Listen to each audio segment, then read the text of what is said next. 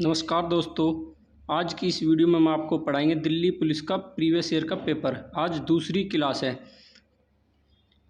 पहला प्रश्न है, निम्नलिखित में से कौन सी नदी अमरकंटक की पहाड़ियों से निकलती है? नर्मदा नदी अमरकंटक की पहाड़ियों से निकलती है। वेरी इजी प्रश्न था ये। अब ताप्ती नदी कहाँ से निकलती है? यह मध्य प्रदेश के बैतूल जिले से मुल्ताई की पहाड़ियों से निकलती है। कावेरी के बारे में भी जान लेते हैं। कावेरी नदी कहाँ है? कर्नाटक के पश्चिमी घाट में ब्रह्मगिरी पर्वतमाला के ताल कावेरी से निकलती है। एक और प्रश्न यहाँ से जान लेते हैं। एक प्रश्न आता है, भाई नर्मदा किस नदी है जो किसके बीच में बहती है? ऊपर इसके विंध्याचल पर्वत श्रृंखला है, बीच नीचे क्या है? सतपुड़ा। इन दोनों के बीच में नर्मदा नदी बहती है। ताप्ती नदी किसके बीच में बहती है? सतपुड़ा और अजंता के बीच में बहती है, जैसा कि मैंने आपको ड्रॉ करके दिखा रखा है। यहाँ ये प्रश्न आता है यहाँ से। महानदी का उद्गम कहाँ से है? यह धमतरी जिले के सिवा नामक पर्वत श्रेणी से निकलती है। महानदी को क्या है? ओडिशा का शोक भी बोलते हैं हम। ताप्ती और नर्मदा क्या है? एस्चुरी बनाती है। यह पश्चिम की ओर बहने वाली प्रमुख नदी हैं दोनों। नेक्स्ट है, डैश उन पारिस्थितिक तंत्रों का एक समूह है जिसमें एक समान जलवायु परिस्थितियां पाई जाती है। बायोम, उसको बोलते हैं बायोम। फ्लोरा क्या है? किसी स्थान पर, पर्टिकुलर स्थान पर जितने भी पौधे वगैरह रहते हैं उनको क्या बोलते हैं? वनस्पति, यानी फ्लोरा। फना क्या है? पर्टिकुलर एरिया पर रहने वाले जितने भी एनिमल हैं उनको फना बोलते हैं।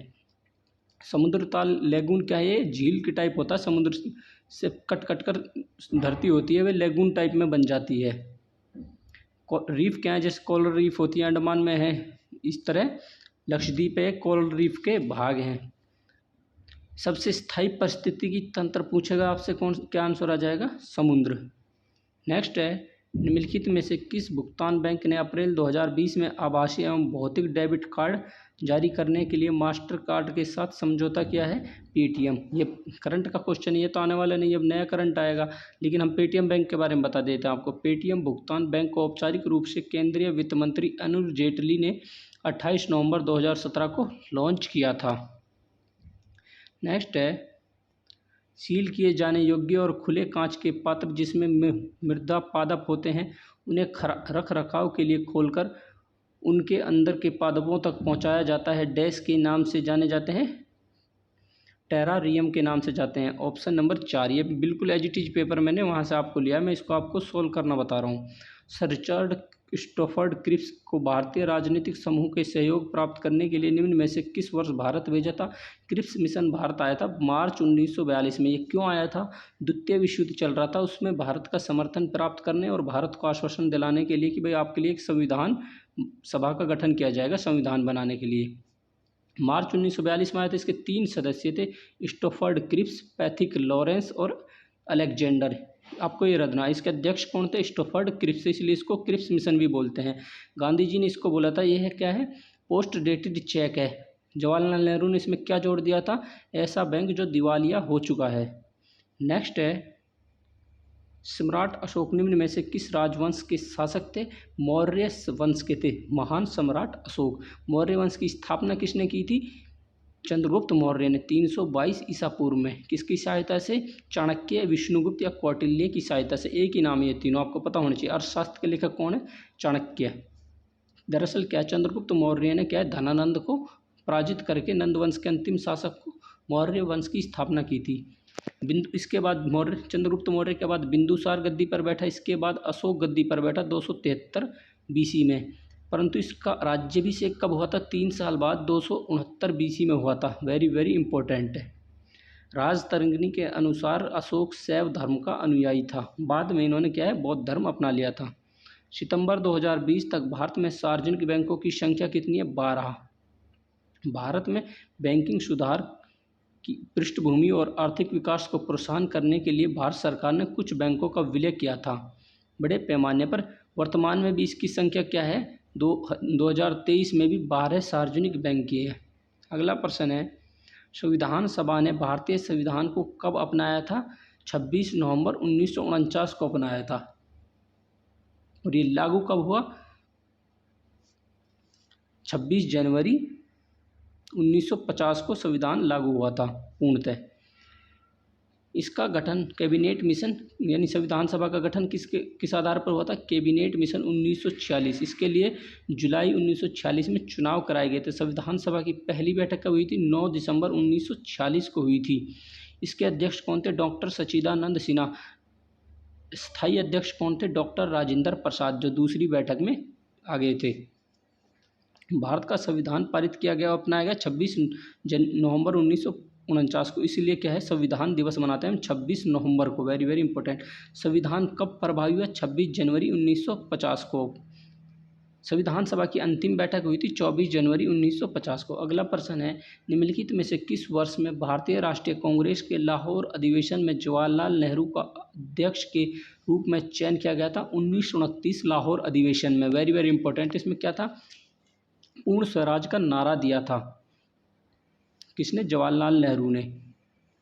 नेक्स्ट है, निम्नलिखित में से किस तत्व की विषाक्तता के कारण इटाई किसका होता है? कैडमियम की वजह से हो जाता है इटाई रोग। हमने आपको और भी बता दें, मिनीमाटा किसकी वजह से होता है? पारे की वजह से होता है। जापान में बहुत ही बड़े पैमाने पर यह बीमारी फैल गई थी। शीशे की वजह से क्या होता है? श्वसन तंत्र की बीमारियां हो जाती हैं। आर्सेनिक की वजह से क्या? त्वचा कैंसर और त्वचा की भयंकर बीमारियां लग जाती हैं। आपको पता होनी चाहिए। अगला है, ये करंट का प्रश्न था, अब नया करंट आपको याद कर लेना है। निम्नलिखित में से किस अनुच्छेद के अनुसार भारत के सर्वोच्च न्यायालय के पास संसद द्वारा दिए गए किसी भी निर्णय या आदेश की समीक्षा का अधिकार है? अनुच्छेद 137 के तहत न्यायिक समीक्षा का अधिकार है सर्वोच्च न्यायालय को। सर्वोच्च न्यायालय किस अनुच्छेद में आता है? अनुच्छेद 124 में क्या है? सर्वोच्च न्यायालय का गठन के बारे में किया गया है। यह हरियाणा सब इंस्पेक्टर में भी आया था ये पेपर में। अनुच्छेद 143 के अनुसार क्या है? राष्ट्रपति सर्वोच्च न्यायालय से क्या है? न्यायिक उस पर कोई भी सलाह मशवरा ले सकता है। सर्वोच्च न्यायालय से राय ले सकता है। सर्वोच्च न्यायालय इसके लिए बाध्य नहीं है। राष्ट्रपति को राय दे भी सकता है, नहीं भी दे सकता है। अगला प्रश्न है, ब्रह्मांड में पाई जाने वाली सबसे प्रचुर एवं हल्की गैस कौन सी है? ब्रह्मांड में 92% हाइड्रोजन पाई जाती है। दूसरे नंबर पर 8% हीलियम पाई जाती है। अब हमसे अगला प्रश्न पूछ ले भाई, वायुमंडल में सबसे ज़्यादा क्या पाई जाती है? नाइट्रोजन 78.08%। ऑक्सीजन कितनी पाई जाती है? 20.95%। CO2 कितनी पाई जाती है वायुमंडल में? 0.03% CO2 पाई जाती है। ग्रीन हाउस गैस है CO2 बहुत ही भारी गैस है, एनवायरनमेंट में ठहर जाती है। मैरी कॉम ने 2014 के एशियाई खेलों में स्वर्ण पदक जीतकर पहली भारतीय महिला हैं। वह किस खेल से संबंधित है? मुक्केबाजी में। कैसे याद रखोगे? मैं से मैरी कॉम, मैं से मुक्केबाजी में है। अब हम एक और आपको प्रश्न बताते हैं, रियो ओलंपिक 2016 में पदक जीतने वाली पहली भारतीय पहलवान कौन है? साक्षी मलिक हैं। अगला प्रश्न है, उष्णकटिबंधीय वर्षा के कारण होने वाले तीव्र अपरदन के कारण निम्न में से किस प्रकार की मृदा की उर्वरता कम हो जाती है? लैटेलाइट मृदा की उर्वरता कम हो जाती है। इसमें क्या है? लाल मिट्टी का रंग लाल क्यों होता है? आयरन ऑक्साइड की वजह से। इसमें फेरस ऑक्साइड को बोलते हैं, आयरन ऑक्साइड के कारण इसका रंग लाल होता है। लाल मिट्टी चाय और कहवे के लिए बहुत ही उपयोगी है। यह मिट्टी कैसी होती है? अम्लीय होती है। काली मिट्टी के बारे में जान लेते हैं। काली मिट्टी कपास के लिए सर्वश्रेष्ठ है। इस प्रकार की मिट्टी को क्या है? काली मिट्टी है, जो इसको स्व जुताई मिट्टी बोलते हैं। सूखने के बाद क्या है? इसमें क्या दरारें पड़ जाती हैं और गीली होने के बाद ये चिपचिपी हो जाती है, इसलिए इसको अपना आप जुतने वाली स्व जुताई मिट्टी भी बोलते हैं। वेरी वेरी इंपॉर्टेंट पर्सन है ये। जल जीवन मिशन अभियान के तहत किस वर्ष शुरू किया गया, जिसके उद्देश्य 2024 तक ग्रामीण भारत के हर घर नल कनेक्शन माध्यम से सुरक्षित एवं पेय जल उपलब्ध कराना है? जल जीवन मिशन 2019 में शुरू किया गया था। स्वच्छ भारत मिशन 2014 में शुरू किया गया था। आपको पता होनी चाहिए इनको। उज्ज्वला योजना कब शुरू की गई थी? हाईलाइट मुद्दा चल रहा है, 1 मई 2016 को शुरू की गई थी। 2019 में UPI भुगतान ऐप भारत पे के ब्रांड एम्बेसडर का निम्नलिखित में से किसका चयन किया गया? सलमान खान का। हम कुछ आपको नए ब्रांड एम्बेसडर बता देते हैं 2023 से रिलेटेड। स्टार स्पोर्ट्स के ब्रांड एम्बेसडर कौन है? ऋषभ पंत हैं। HSBC इंडिया के ब्रांड एम्बेसडर कौन है? विराट कोहली हैं। जियो सिनेमा के कौन है? रोहित शर्मा है। फैशन हाउस गुच्ची के कौन है? आलिया भट्ट है। बंधन बैंक के कौन है? सौरभ गांगुली ब्रांड एम्बेसडर हैं। अगला प्रश्न है, दूध गंगा निम्नलिखित में से किस नदी की सहायक नदी है? कृष्णा की सहायक नदी। हम कुछ और भी आपको याद करा देते हैं। गोदावरी की सहायक नदी कौन सी है? प्राणहिता, इंद्रावती, मंजीरा, ये किसकी है?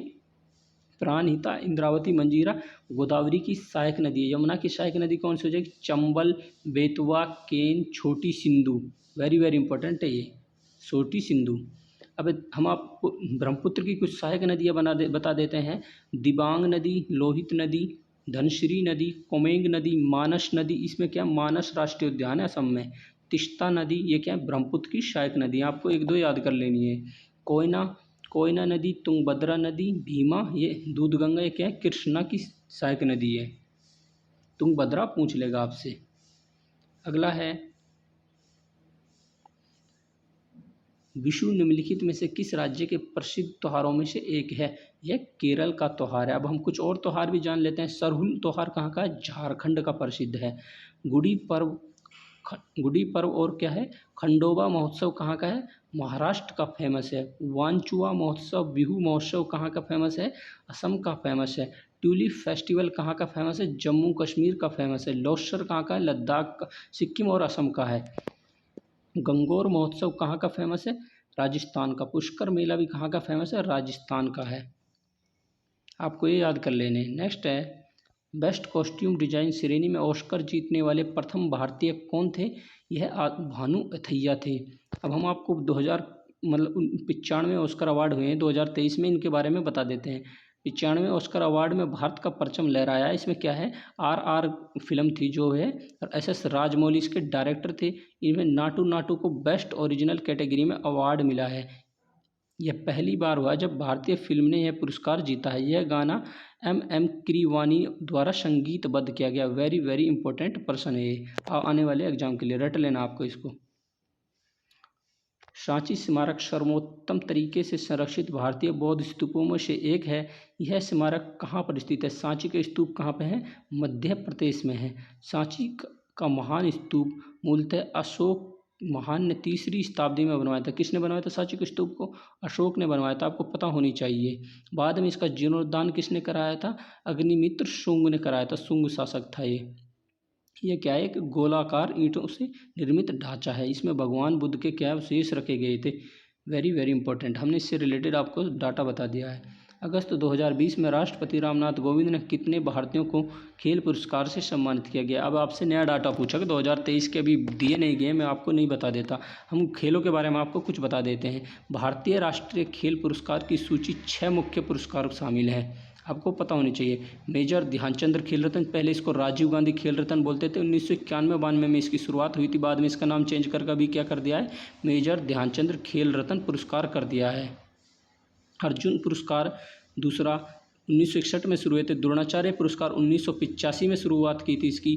मेजर ध्यानचंद्र पुरस्कार दिए जाते हैं। चौथा क्या है? 5वां क्या है? मौलाना अब्दुल कलाम ट्रॉफी दी जाती है, जिसे माका ट्रॉफी भी कहते हैं। वेरी वेरी इंपॉर्टेंट है। राष्ट्रीय खेल प्रोत्साहन पुरस्कार भी दिए जाते हैं। 7वां क्या है? ये तेजिंग नोर्गे राष्ट्रीय साहसिक पुरस्कार, ये 2004 से अनौपचारिक रूप से सूची का हिस्सा है राष्ट्रीय खेल पुरस्कारों का। वैसे नहीं, ये मुख्यतः क्या है? 6 हैं। अगला है खिलाड़ियों को अंतर्राष्ट्रीय स्तर की प्रतियोगिताओं में उत्कृष्ट प्रदर्शन के लिए सक्षम करने हेतु लगातार उत्कृष्ट एवं सराहनीय कार्य करने वाले कोचों को कौन सा पुरस्कार दिया जाता है? कोचों के लिए दिया जाता है द्रोणाचार्य पुरस्कार दिया जाता है। इसकी शुरुआत 1985 में हुई थी। पहले द्रोणाचार्य पुरस्कार प्राप्त करने वाले कौन थे? कुश्ती कोच भालेंद्र भास्कर भागवत, मुक्केबाजी कोच ओम प्रकाश भारद्वाज, प्रसिद्ध एथलेटिक कोच ओम नाबियार शामिल थे। ओम नाबियार क्या थे? इन्होंने क्या है? भारतीय स्पिरिट क्वीन PT उषा के करियर को आगे ले जाने का श्रेय दिया जाता है। एथलेटिक कोच रेनू कोहली 2002 द्रोणाचार्य पुरस्कार प्राप्त करने वाली पहली महिला थी। मैंने देखा आपको द्रोणाचार्य पुरस्कार से रिलेटेड सारा डाटा बता दिया। ये वेरी वेरी इंपॉर्टेंट पर्सन है। द्रोणाचार्य पुरस्कार प्राप्त करने वाली पहली महिला कौन थी? रेनू कोहली, 2002 में दिया गया था इसको एथलेटिक के लिए। अगला पर्सन आया था मेरिके लुकास रेजिनवेल्ट, 2020 में अपनी पुस्तक के लिए अंतर्राष्ट्रीय बुकर पुरस्कार जीतने वाली सबसे कम उम्र की लेखिका थी। कौन सी पुस्तक थी ये? The discomfort of evening, option number 4 आया था। अब हम आपको कुछ और पुरस्कार बता देते हैं। 2023 के गांधी शांति पुरस्कार किसको मिला है? गोरख गीत प्रेस को मिला है 2023 का। प्रतिष्ठित जर्मन शांति पुरस्कार 2023 का किसको मिला है? सलमान रुश्दी को मिला है। राष्ट्रीय जल पुरस्कार 2022 के लिए 2023 में दिए गए हैं। सर्वश्रेष्ठ राज्य श्रेणी में प्रथम पुरस्कार किसको मिला है? मध्य प्रदेश को मिला है। अगला प्रश्न है, कुल जमाओं का वह निश्चित प्रतिशत जो बैंक को केंद्रीय बैंक के पास रखना होता है उसको बोलते हैं CRR, कैश रिजर्व रेशियो। ये बैंक सारी बैंक क्या है? RBI के पास कुछ धनराशि रखते हैं, उसको बोलते हैं CRR। जो बैंक खुद अपने पास रखती है उसको बोलते हैं SLR, स्टेटरी liquidity ratio. Repo rate क्या है? जिस पे केंद्रीय बैंक वाणिज्य बैंकों को धन उधार देता है, यानी जो RBI है जो अपने निचले बैंकों को ऋण दे रहा है उसको बोलते हैं repo rate. Reverse repo rate क्या है? जो RBI बैंकों से उधार लेता है, यानी महंगाई को कम करने के लिए, उसको बोलते हैं रिवर्स रिपो रेट। यह रिपो रेट से कम होती है हमेशा। नेक्स्ट है, ये हमने लिख भी रखा, देख लेना आप इसको। रानी लक्ष्मीबाई ने ब्रिटिश औपनिवेशिक शासकों के साथ लड़ाई करते हुए निम्न में से किस वर्ष वीर गति प्राप्त की थी? अब 1857 की क्रांति के बाद रानी लक्ष्मीबाई का मुकाबला हिरोज से हुआ था। तो रानी लक्ष्मीबाई 1858 में शहीद हो गई थी। जनरल हिरोज ने क्या बोला था? भारतीय क्रांतिकारियों में एकमात्र मतलब पुरुष लड़ाकू थी, इसके बारे में ये बोला था। रानी लक्ष्मीबाई का असली नाम मणिकर्णिका था। बचपन में इनको क्या बोलते थे? मनु बोलते थे। इनका जन्म वाराणसी में 1828 में हुआ था।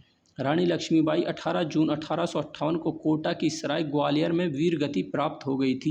इनकी समाधि ग्वालियर के फूलबाग इलाके में बनी हुई है। निम्नलिखित अगला प्रश्न है, निम्नलिखित में से किस प्रकार के बाजारों में खरीद और विक्रेता जो मुख्य रूप से व्यक्ति और संस्थान होते हैं वित्तीय प्रतिभूतियां जैसे बॉन्ड और स्टॉक का व्यापार करते हैं? पूंजी बाजार बोलते हैं उसको। अगला है, निम्नलिखित राजवंशों में से किसके शासनकाल के दौरान गोलकुंडा के किले का निर्माण किया गया था? काकतीय साम्राज्य के दौरान। गोलकुंडा किले का इतिहास क्या है? 13वीं शताब्दी की शुरुआत में इनको बनाया था। किसने? काकतीय लोगों ने बनाया था। यह दक्षिण पूर्वी हिस्से पर शासन करते थे। एक शासक काकतीय राजा को एक चट्टानी पहाड़ पर एक मूर्ति के चारों ओर एक मिट्टी का किला बनवाया था। गोलकुंडा का प्राचीन क्या था?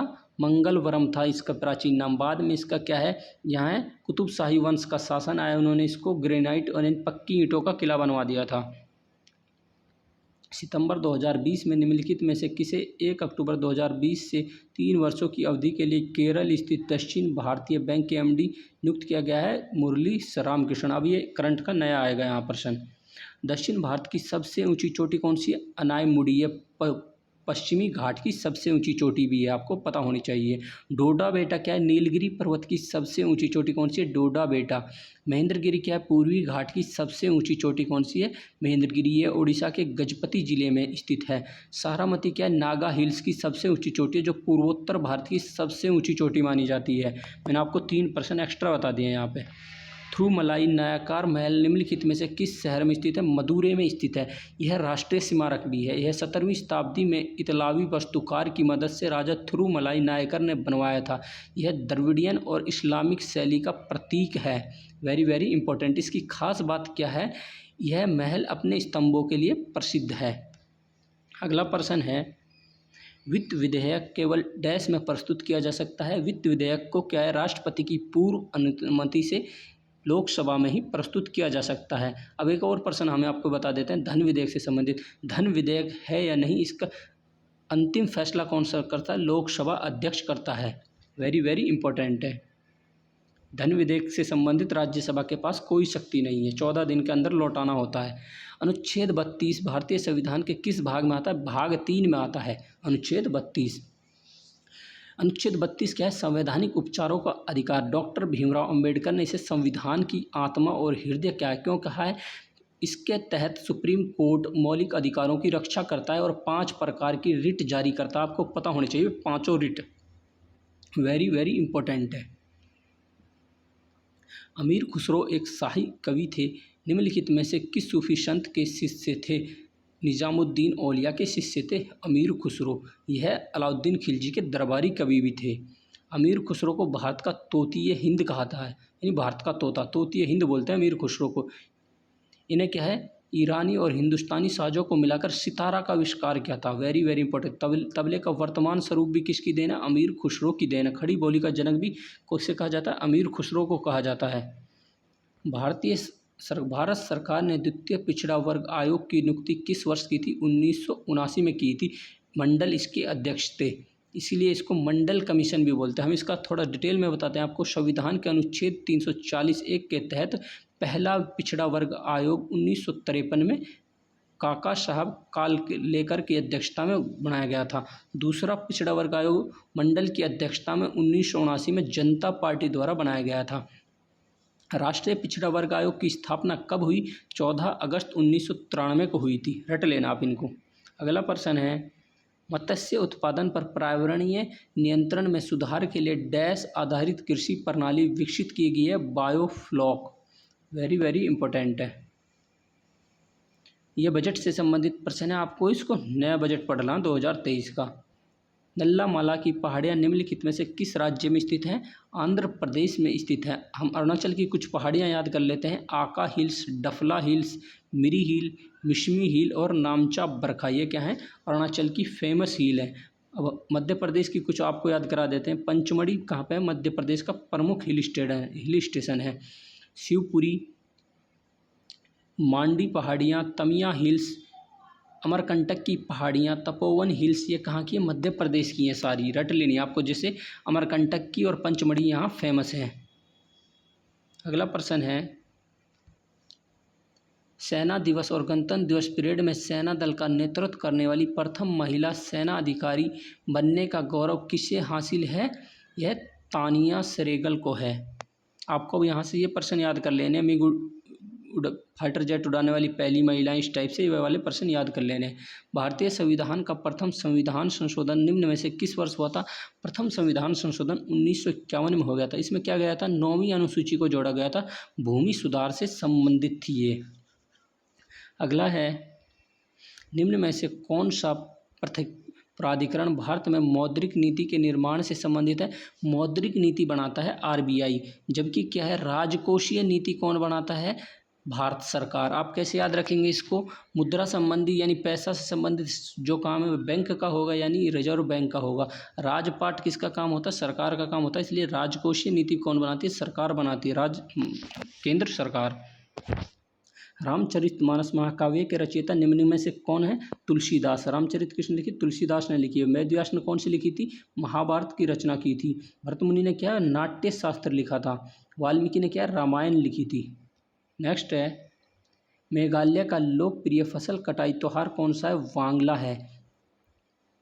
हम्पी महोत्सव कहाँ मनाया जाता है, ये कर्नाटक में मनाया जाता है। लोसर क्या है, यह भारत, असम और सिक्किम राज्यों का त्यौहार है। यह तिब्बती धर्म, बौद्ध धर्म का एक त्यौहार है। चापचर कूट क्या है, यह मिजोरम का, भारत राज्य मिजोरम का एक त्यौहार है। इसमें क्या है, झूम खेती होती है, जो उसके अवशेषों को साफ करने से संबंधित यह त्यौहार मनाया जाता है। अगला है, मालाबार के दक्षिणी तालुकों में मालाबार विद्रोह निम्नलिखित में से किस वर्ष में हुआ था, 1921 में हुआ था। इसको मोपला विद्रोह भी बोलते हैं, मोपला विद्रोह, मालाबार विद्रोह भी बोलते हैं इसको। इसकी शुरुआत मपिल्ला मुसलमानों ने ब्रिटिश अधिकारियों और हिंदू जमींदारों के खिलाफ की थी। अगला प्रश्न है, गरबा नृत्य निम्नलिखित में से किस राज्य के लोक नृत्य के रूप में प्रसिद्ध है। यह नृत्य देवी दुर्गा के 9 रूपों को सम्मान प्रदान करने के लिए नवरात्रों के दौरान किया जाता है। गुजरात। गरबा कहाँ पे होता है, गुजरात में होता है। गिद्दा पद्दा कहाँ होते हैं, पंजाब में और हरियाणा में होते हैं। सुई नृत्य कहाँ होता है, राजस्थान में होता है। कालबेलिया भी कहाँ होता है, राजस्थान में होता है। नेक्स्ट प्रश्न आया था, क्लोरोफ्लोरोकार्बन के उपयोग से वायुमंडल की निम्न में से कौन सी परत क्षतिग्रस्त हो रही है, ओजोन मंडल क्षतिग्रस्त हो रहा। ओजोन परत है ये, इसके कारण डिप्लीट हो रही है। ओजोन का फॉर्मूला क्या है, O3 है। सबसे निचला मंडल कौन सा है, क्षोभ मंडल, जिसमें सारी क्रियाएं होती है। ओजोन मंडल के क्षरण के लिए क्लोरोफ्लोरोकार्बन प्रमुख गैस है, लेकिन इसके अलावा और कौन सी है, हेलोजन्स हो गई, मिथाइल क्लोरोफॉर्म हो गया, कार्बन टेट्राक्लोराइड हो गया, अन्य ये भी इसको फरमा। ग्रीन हाउस गैस कौन सी है, CO2। आपको ये डिफरेंस याद रखना है। करीना कपूर खान ने डैश और के साथ उनके ब्रांड एम्बेसडर के रूप में 2 वर्ष का अनुबंध किया है पूमा के अनुसार। अब हम आपको नया डाटा करा देते हैं 2023 का। पूमा इंडिया के ब्रांड एम्बेसडर कौन है फिलहाल? हरमनप्रीत कौर है। पेप्सिको इंडिया की कौन है? रणवीर सिंह है। वाईकॉम की 18 की कौन है? महेंद्र सिंह धोनी है। यूनिसेफ इंडिया के ब्रांड एम्बेसडर कौन है? आयुष्मान खुराना है। ये नया डाटा 2023 का। अगला प्रश्न आया था, IBEF वाणिज्य एवं उद्योग मंत्रालय द्वारा स्थापित एक ट्रस्ट है। दिए विकल्पों में से IBEF का फुल पूर्ण रूप क्या है, यानी फुल फॉर्म पूछ रखी है। इंडिया ब्रांड इक्विटी फाउंडेशन है, ऑप्शन नंबर 2। अगला प्रश्न आया था, the God of small thing किसने लिखी थी? अरुंधति राय ने लिखी थी। सलमान रुश्दी की हम कुछ एक फेमस पुस्तक बता देते हैं, मिडनाइट्स चिल्ड्रन, ये बार बार एग्जाम में आती है। ग्रीष्म भी इसने लिखी थी, सलमान रुश्दी ने लिखी थी। मिडनाइट्स चिल्ड्रन के लिए इन्हें 1981 में बुकर पुरस्कार जीता था। हल्दी घाटी का युद्ध निम्न में से किस वर्ष हुआ था? 1556 में हुआ था। हल्दी घाटी का युद्ध 18 जून 1556 को महाराणा प्रताप की सेना और मुगल सम्राट अकबर की सेना के बीच में हुआ था। हमने इसमें आपको 50% कराए हैं। आज के पेपर में एक क्लास 2 थी, पर डे आपको एक पेपर कराएंगे। अगर अच्छी लगी हो लाइक करें, शेयर करें, सब्सक्राइब करें। Thank you for watching. मिलते हैं नेक्स्ट वीडियो में।